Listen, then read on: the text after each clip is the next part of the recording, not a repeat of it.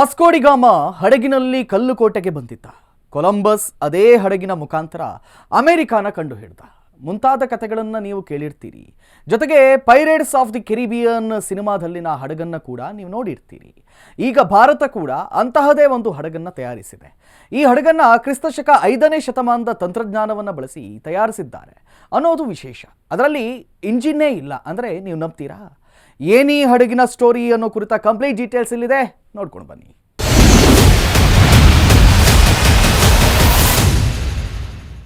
ಸಮುದ್ರಯಾನ ಅಂದರೆ ಅದೊಂದು ರೀತಿಯ ರೋಮಾಂಚನಕಾರಿ ಅನುಭವ. ಜೀವನದಲ್ಲೇ ಒಂದೇ ಒಂದು ಸಲವಾದರೂ ನಾವು ನೌಕಾಯಾನವನ್ನು ಮಾಡಬೇಕು ಅನ್ನೋದು ಬಹುತೇಕರ ಕನಸು. ಅಬ್ಬರದ ಅಲೆಗಳ ಮೇಲೆ ತೇಲೋ ಹಡಗಿನ ಮೇಲೆ ಕೂತು ಪ್ರಯಾಣಿಸೋದೇ ಒಂದು ಅವರ್ಣನೀಯ ಅನುಭವ. ಆದರೆ ಅಗಾಧವಾದಂಥ ಸಾಗರದಲ್ಲಿ ಸಂಚಾರ ಮಾಡಬೇಕು ಅಂದರೆ ಅದಕ್ಕೆ ಬಲಿಷ್ಠವಾದ ನೌಕೆಗಳು, ಹಡಗುಗಳು ಬೇಕು. ಶರದಿಯ ಅಲೆಗಳ ರಭಸ ಜೊತೆಗೆ ಗಾಳಿಯ ಒತ್ತಡವನ್ನು ಸೀಳ್ಕೊಂಡು ಆ ಹಡಗುಗಳ ಸಾಗರದಲ್ಲಿ ಸಂಚಾರವನ್ನು ಮಾಡಬೇಕು. ಈಗ ಭಾರತ ನೌಕೆಯಾನಕ್ಕೆಂದು ಸಮುದ್ರದಲ್ಲಿ ತೇಲೋ ಒಂದು ಅದ್ಭುತವಾದ ಹಡಗು ಸೃಷ್ಟಿಯ ಮಾಡಿದೆ. ಮೊದಲೇ ಹೇಳಿದಾಗೆ ಸಾಗರಯಾನ ಅನ್ನೋದು ಎಷ್ಟು ರೋಚಕವೋ ಅಷ್ಟೇ ಅಪಾಯಕಾರಿನೂ ಹೌದು. ಶರದಿಯ ರಭಸವನ್ನು ಸೀಳ್ಕೊಂಡು ಮುನ್ನುಗ್ಗಬೇಕು ಅಂದರೆ ಅದಕ್ಕೆ ಬಲಿಷ್ಠವಾದ ನೌಕೆಗಳು ಅಥವಾ ಹಡಗುಗಳು ಬೇಕು. ಅದಕ್ಕೆ ಅತ್ಯಾಧುನಿಕ ತಂತ್ರಜ್ಞಾನ ಬೇಕಾಗಬಹುದು ಅನ್ನೋದು ನಿಮ್ಮ ಊಹೆ ಆಗಿದ್ರೆ ಭಾರತ ಅದನ್ನು ಸುಳ್ಳು ಮಾಡಿದೆ. ಆಧ್ಯಾತ್ಮಿಕವಾದಂಥ ಯಾವುದೇ ತಂತ್ರಜ್ಞಾನ ನೆರವಿಲ್ಲದೆ, ಅತ್ಯಾಧುನಿಕ ಯಾವುದೇ ತಂತ್ರಜ್ಞಾನದ ನೆರವಿಲ್ಲದೆ ಅತ್ಯಂತ ಪ್ರಾಚೀನ ತಂತ್ರಜ್ಞಾನವನ್ನು ಬಳಕೆ ಮಾಡಿದೆ. ಭಾರತದಲ್ಲಿ ಹಡಗೊಂದನ್ನು ತಯಾರಿಸಲಾಗಿದೆ. ಈ ಹಡಗು ಈಗಾಗಲೇ ತನ್ನ ಯಾನವನ್ನು ಆರಂಭಿಸಿದೆ. ಅಂತಹ ವಿಸ್ಮಯಕಾರಿ ಹಡಗಿನ ಹೆಸರು ಐಎನ್ಎಸ್ವಿ ಕೌಂಡಿನ್ಯ ಸದ್ಯ ಭಾರತದ ಪುರಾತನ ಜ್ಞಾನಕ್ಕೆ ಸಾಕ್ಷಿಯಾಗಿರುವಂತಹ ಹಡಗು. ಭಾರತದ ನೌಕಾಯಾನದ ಪರಿಣಿತಿಯನ್ನ ಜಗತ್ತಿಗೆ ಸಾರ್ತಿರುವಂತಹ ಹಡಗು. ಅಷ್ಟೊಂದು ವಿಶೇಷತೆ ಏನಿದೆ ಈ ಹಡಗಿನಲ್ಲಿದೆ ಅಂತಿದ್ದೀರಾ? ಖಂಡಿತ ಈ ಹಡಗಿನಲ್ಲಿ ವಿಶೇಷತೆಗಳಿವೆ. ಅಸಲಿಗೆ ಈ ಹಡಗೆ ಒಂದು ವೈಶಿಷ್ಟ್ಯಮಯವಾಗಿರ್ತಕ್ಕಂಥ ಸೃಷ್ಟಿ. ಯಾಕಂದ್ರೆ ಈ ಹಡಗಿನ ನಿರ್ಮಾಣಕ್ಕೆ ಯಾವುದೇ ರೀತಿಯಾಗಿರ್ತಕ್ಕಂತಹ ಅತ್ಯಾಧುನಿಕ ತಂತ್ರಜ್ಞಾನವನ್ನು ಬಳಸಲಾಗಿಲ್ಲ. ಕ್ರಿಸ್ತಶಕ 5ನೇ ಶತಮಾನ ಅಂದರೆ 1500 ವರ್ಷದ ಹಿಂದಿನ ತಂತ್ರಜ್ಞಾನವನ್ನು ಬಳಸಿ ಈ ಹಡಗಿನ ನಿರ್ಮಾಣವನ್ನು ಮಾಡಲಾಗಿದೆ. ಜೊತೆಗೆ ಈ ಹಡಗಿನಲ್ಲಿ ಇನ್ನೊಂದು ಅದ್ಭುತವಿದೆ. ಅದೇನೆಂದರೆ ಈ ಹಡಗಿನಲ್ಲಿ ಎಂಜಿನ್ ಅನ್ನೋದೇ ಇಲ್ಲ.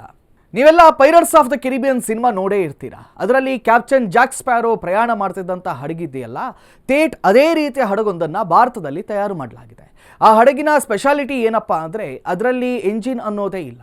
ನೀವೆಲ್ಲ ಹಾಯಿ ದೋಣಿ ಅನ್ನೋದರ ಬಗ್ಗೆ ಕೇಳಿರ್ತೀರಾ. ಅದೇ ಕಾನ್ಸೆಪ್ಟ್ನಲ್ಲಿ ಈ ಹಡಗನ್ನು ತಯಾರು ಮಾಡಲಾಗಿತ್ತು. ಕೇವಲ ಗಾಳಿಯ ಮುಖಾಂತರವೇ ಈ ಹಡಗು ಚಲಿಸುತ್ತೆ. ಜೊತೆಗೆ ಯಾವುದೇ ರೀತಿಯಾಗಿರ್ತಕ್ಕಂಥ ಲೋಹಗಳ ಬಳಕೆ ಕೂಡ ಮಾಡದಲ್ಲೇ ಈ ರೀತಿ ಆಧುನಿಕ ಅದ್ಭುತ ಅಂತಲೇ ಕರಿಬಹುದಾದ ಈ ಹಡಗು ಗುಜರಾತ್ನ ಪೋರ್ ಬಂದರ್ನಿಂದ ಓಮನ್ನ ಮಸ್ಕತ್ಗೆ ನವೆಂಬರ್ 29ರಂದು ಪ್ರಯಾಣ ಆರಂಭಿಸಿದೆ. ಪ್ರಾಚೀನ ಕಾಲದ ಸಮುದ್ರಯಾನ ಹೇಗಿರ್ತಾ ಇತ್ತು ಅನ್ನೋದಕ್ಕೆ ಪರೀಕ್ಷೆ ನಡೆಸೋಕೆ ಈ ಯಾನವನ್ನ ಕೈಗೊಳ್ಳಲಾಗ್ತಿದೆ. ಭಾರತ ಅನ್ನೋದೊಂದು ಜ್ಞಾನದ ಕಣಜ. ಪ್ರಾಚೀನ ಕಾಲದಿಂದಲೂ ಕೂಡ ನಮ್ಮಲ್ಲಿ ಹಲವು ರೀತಿಯ ಪುರಾತನ ವಿದ್ಯೆಗಳಿವೆ. ಆ ವಿದ್ಯೆಗಳನ್ನು ಕಾಲಕ್ಕೆ ಬಳಕೆ ಮಾಡಿಕೊಂಡು ಬೇಕಾದ ಯಂತ್ರಗಳನ್ನು ತಯಾರಿಸಲಾಗ್ತಾ ಇತ್ತು. ನೌಕಾಯಾನಕ್ಕೆ ಸಂಬಂಧಿಸಿದಂಥ ನಮ್ಮ ಪ್ರಾಚೀನ ಗ್ರಂಥಗಳಲ್ಲೂ ಕೂಡ ಈ ರೀತಿಯ ನಾನಾ ವಿವರಣೆಗಳಿವೆ.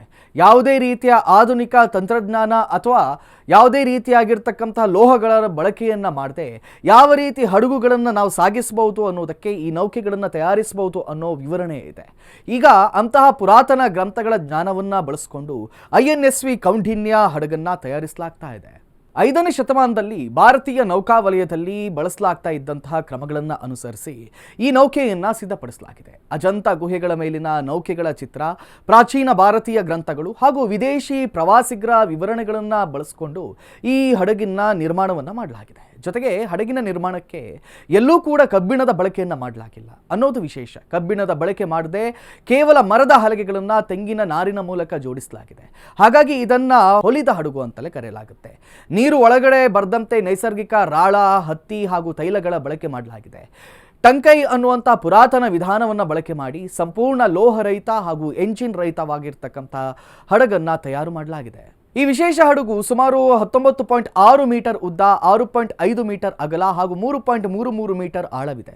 ಇದರಲ್ಲಿ 15 ಜನ ನಾವಿಕರು ಏಕಕಾಲದಲ್ಲಿ ಪ್ರಯಾಣ ಮಾಡಬಹುದಾಗಿದೆ. ಹಡಗಿನ ಮೂಲ ಆಕೃತಿಯನ್ನು ಮೊದಲು ನಿರ್ಮಾಣ ಮಾಡಿ ಹಲಗೆಗಳ ನಂತರ ಜೋಡಣೆಯನ್ನು ಮಾಡಲಾಗಿದೆ. ಹೀಗಾಗಿ ಎಂತಹ ಬಲಿಷ್ಠ ಅಲೆಗಳ ಹೊಡೆತವನ್ನು ಕೂಡ ಸಹ ತಾಳಿಕೊಳ್ಳಬಲ್ಲಂತಹ ಶಕ್ತಿ ಈ ಕೌಂಡಿನ್ಯ ಹಡಗಿಗಿದೆ. ಜೊತೆಗೆ ಹಡಗಿನ ಮೇಲೆ ಬನವಾಸಿ ಕದಂಬರ ಲಾಂಛನವಾದಂತಹ ಗಂಡ ಬೇರುಂಡದ ಚಿತ್ರ ಅಳವಡಿಸಲಾಗಿದೆ. ಹಡಗಿನ ಹಾಯಿಯ ಮೇಲೆ ಸೂರ್ಯ ಲಾಂಛನ ಲಾಂಛನವಿದೆ. ಇನ್ನು ಪೌರಾಣಿಕ ಸಿಂಹದ ಆಕೃತಿಯಾದಂತಹ ಸಿಂಹಯಾಳಿಯನ್ನ ಚಿತ್ರಿಸಲಾಗಿದೆ. ಜೊತೆಗೆ ಹಡಗಿನ ಡೆಕ್ ಮೇಲೆ ಹರಪ್ಪ ಶೈಲಿಯಲ್ಲಿ ಕಲ್ಲಿನ ರಚನೆಯನ್ನು ಕೂಡ ಜೋಡಿಸಲಾಗಿದೆ. ಭಾರತೀಯ ಸಂಸ್ಕೃತಿ ಸಚಿವಾಲಯ, ಭಾರತೀಯ ನೌಕಾಪಡೆ ಹಾಗೂ ಹೋತಿ ಇನೋವೇಷನ್ ಕಂಪನಿ ಸಹಯೋಗದಲ್ಲಿ 2023ರಲ್ಲಿ ಈ ಯೋಜನೆ ಆರಂಭವಾಗಿತ್ತು. ಕೇರಳದ ಕುಶಲಕರ್ಮಿಗಳ ತಂಡ ಕೈನಲ್ಲೇ ಈ ಹಡಗಿನ ನಿರ್ಮಾಣವನ್ನ ಮಾಡಿದೆ.